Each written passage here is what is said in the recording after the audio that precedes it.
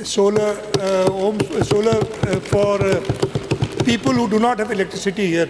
तकरीबन 26 लाख ख़ानदान सिंध के ऐसे हैं जिनके पास जो नेशनल ग्रिड से कनेक्टेड ही नहीं है। एक तो खैर वो डिस्कोर्स जो अभी हमारे साथ कर रही है लोड शेडिंग की कि बिजली है भी तो नहीं है,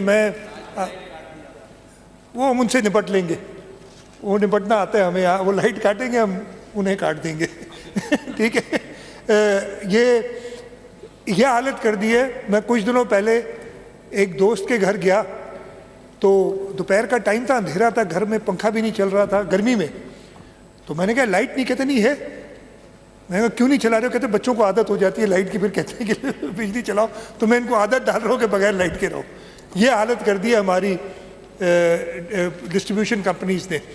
तो हम सोलर पे उन लोगों को जो गरीब से गरीब तर है, जो कि अगर उनको बिजली दे भी दी जाए तो इस तरीके के बिल दे नहीं सकेंगे। इस वक्त भी बहुत लोग हैं। हम सोलर रूफटॉप्स उन इलाकों में भी शुरू करेंगे जहाँ पे गरीब से गरीब तर लोगों को हम दे सके ताकि वो फ्री बिजली उनको मिले। इंशाल्लाह ताला ये हमारा एक फ्लैगशिप प्रोजेक्ट है।